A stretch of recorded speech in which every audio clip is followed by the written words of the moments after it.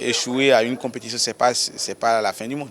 C'est se relever de cet échec-là, travailler pour aller de l'avant le plus important. Les écureuils U23 nous ont fait rêver tout simplement. Ils avaient 2 buts à remonter, je pense qu'ils l'ont fait déjà avant la pause. On y avait cru jusqu'au bout.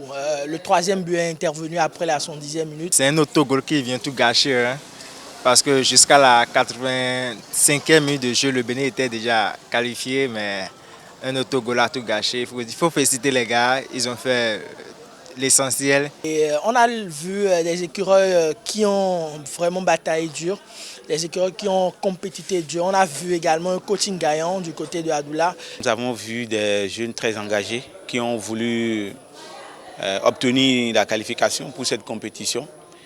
Ça s'est fait concrétiser dans les premières 45 minutes par l'égalisation sur l'ensemble des 2 matchs. 2 buts déjà avant la fin de la première partie. Et après, au retour, ils n'ont pas baissé d'intensité. Ils sont allés au 3e but. Malheureusement, la qualification ne viendra pas. Un résultat qui fait mal aux supporters béninois.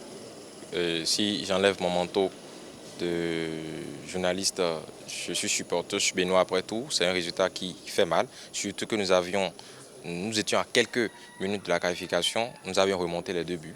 C'était déjà un exploit en première partie de revenir à hauteur du Soudan 2-0. Nous avions marqué le 3e but tant souhaité et c'est des fautes. C'est des fautes, on ne pourrait pas accuser celui-là qui a marqué le but contre son camp. C'était venu contre le cours du jeu. Première seule grosse occasion du Soudan et ça a payé cash. On a eu droit à une campagne assez intéressante côté écureuil, surtout sur la rencontre. Quand on suit cette rencontre où le score à l'arrivée était de 3-1, on a vu que les Béninois méritaient largement de passer parce que quand on regarde la physionomie de la rencontre, dans les grands moments, dans les débats, c'était beaucoup plus les Béninois qui étaient au-dessus. Il faut dire que hier, on a senti l'engagement chez les jeunes.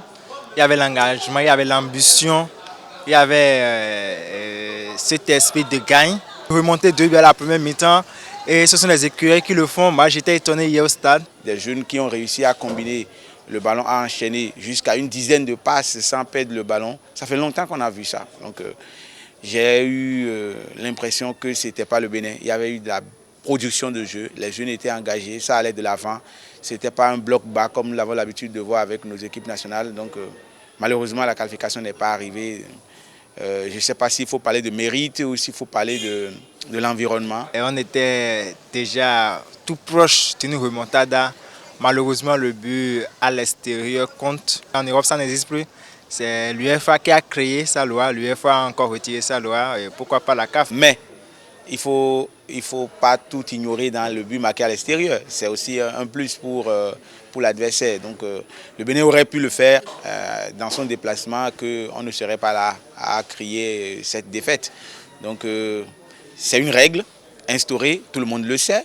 Ce n'est pas hier que c'est inventé. Pour ce qui est arrivé hier, je pense qu'on ne va pas accuser le but marqué à l'extérieur. On le savait avant le coup d'envoi de la rencontre. On le savait même avant d'être engagé dans les éliminatoires. Donc ce n'est pas encore un problème au football africain. C'est déjà une leçon pour les joueurs eux-mêmes. Savoir gérer tous les moments forts, les moments faibles d'un match. C'est très important. Et le Soudan s'est qualifié par résistance. Ils n'ont pas désespéré. Dès le 3e but, ils ont continué, ils ont mis le pied sur l'accélérateur, ils ont obtenu un corner. Et voilà, le résultat, ça paye cash. Ça fait un peu mal quand on est béninois, quand on a vu ce qu'on a vu hier et qu'on n'est pas qualifié. C'est le football, c'est le sport. Il y a 3 résultats. Soit vous perdez, soit vous gagnez, soit vous vous séparez dos à dos. Donc voilà, le Bénin a perdu. La vie continue, on se prépare pour d'autres aventures. On a vu la U20, la U17, la U23. Je n'aurai que l'envie que ce travail puisse continuer et que nous ayons dans les années à venir cette capacité-là de participer à une Coupe d'Afrique des U23. Donc il va falloir travailler à ce que ces jeunes-là ne se déroutent pas. Donc il va falloir un suivi pour que déjà dès prochainement on puisse récupérer les meilleurs dans le lot pour servir dans d'autres équipes.